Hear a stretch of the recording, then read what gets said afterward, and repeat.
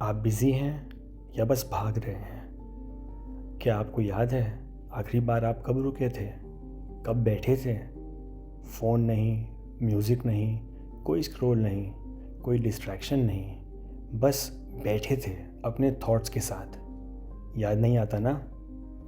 क्योंकि आजकल हमने कुछ नहीं करना को भी अनकंफर्टेबल बना दिया है।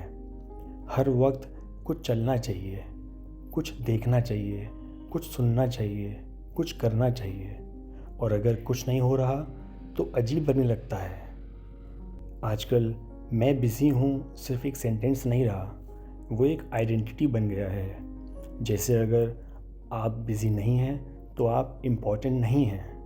पर कभी सोचा है क्या ये बिज़ीनेस असली है या बस एक तरीका है खुद से बचने का? एक चीज़ नोटिस की है मैंने, जब इंसान अंदर से डिस्टर्ब्ड होता है तो वो और ज़्यादा ऑक्यूपाइड रहना शुरू कर देता है। जब लाइफ में कुछ ठीक नहीं चल रहा होता तो हम और ज़्यादा काम ढूंढने लगते हैं। और अजीब बात यह है, दुनिया इसको अप्रिशिएट करती है। बहुत हार्ड वर्किंग है, ऑलवेज हसलिंग, नेवर स्टॉप्स। पर कभी कभी ये हार्ड वर्क नहीं होता, ये एस्केप होता है। बिज़ीनेस एक स्ट्रेंज ड्रग है, और इस ड्रग की सबसे डेंजरस बात यह है कि इसे प्रोडक्टिव नाम दे दिया गया है। हम खुद को कन्विंस करते रहते हैं, मैं ग्रो कर रहा हूँ, मैं फोकस्ड हूँ, मैं फ्यूचर बना रहा हूँ। और हो सकता है ये सब सच हो, पर कभी कभी इंसान सिर्फ उतना ही बिज़ी हो जाता है ताकि उसे रुकना ना पड़े। क्योंकि सच ये है, अक्सर काम इतना ज़्यादा नहीं होता, बस खामोशी ज़्यादा भारी लगती है। जब आप रुकते हैं तो चीज़ें सुनाई देने लगती हैं। वो रिलेशनशिप जो काफ़ी टाइम से ठीक नहीं लग रहा, वो लोनलीनेस जो सिर्फ रात को फील होती है, वो एंग्जाइटी जिसका रीज़न समझ नहीं आता, वो सवाल जो आप अवॉइड करते रहते हैं, मैं एक्चुअली चाहता क्या हूँ। और प्रॉब्लम ये है कि इनके आंसर्स कंफर्टेबल नहीं होते। तो हम क्या करते हैं, फ़ोन उठा लेते हैं, किसी को टेक्स्ट कर देते हैं, एक दो वीडियो देख लेते हैं, एक और प्लान बना लेते हैं जो शायद कभी एग्जीक्यूट भी नहीं होगा। हम कहते हैं बस बिज़ी था। सच में? या बस अकेला नहीं रहना था? साइकोलॉजी में एक टर्म है एक्सपीरियंशियल अवॉइडेंस, यानी अपनी फीलिंग से बचना।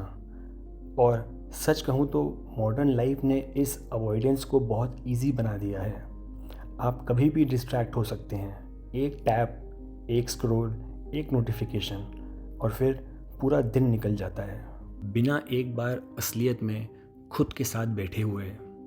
आजकल सिर्फ वही चीज़ वैल्यूएबल लगती है जो विजिबल हो।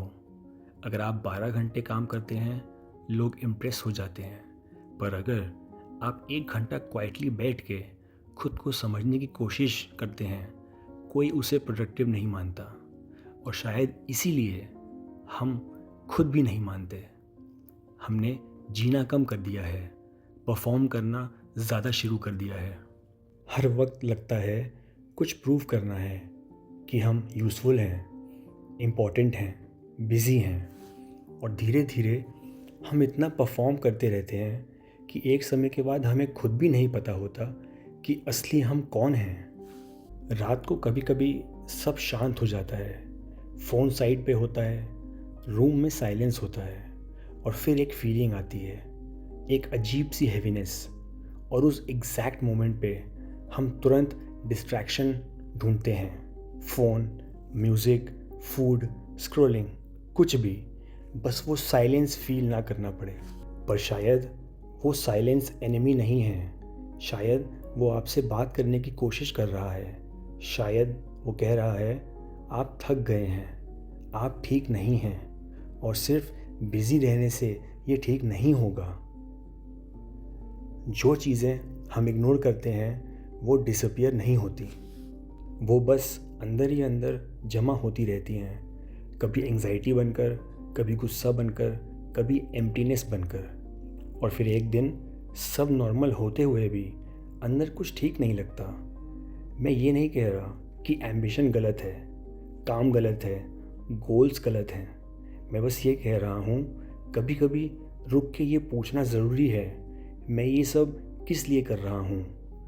अगर जवाब है क्योंकि आपको जेन्युइनली ये मीनिंगफुल लगता है तो वो अलग बात है, पर अगर जवाब ये है कि रुकते ही दिल में भारीपन फील होने लगता है तो शायद आप बिज़ी नहीं हैं, शायद आप बस भाग रहे हैं। और भागना हमेशा वीक होना नहीं होता।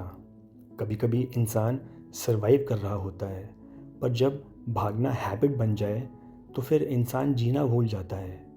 आप वहाँ पहुँच भी गए जहाँ जाना चाहते थे, पर अगर रास्ते में आप खुद को ही खो दें तो फिर बचेगा क्या। मुझे नहीं पता आपके अंदर क्या चल रहा है, पर अगर इस वीडियो में आपको कहीं ना कहीं खुद का आईना दिखा हो तो शायद आज रात फ़ोन थोड़ी देर के लिए साइड रख दीजिएगा और 1 मिनट के लिए खामोशी को आने दीजिएगा, उसे अवॉइड मत करिएगा। बिज़ी रहना इजी है, खुद के साथ ऑनेस्टली बैठना शायद वो असली काम है। मैं हूँ द फिलोसोफर डूड। मुझे सपोर्ट करने के लिए चैनल को सब्सक्राइब करें और ज़्यादा से ज़्यादा लोगों के साथ वीडियो शेयर करें। Thank you. मिलते हैं अगले वीडियो में। नमस्ते।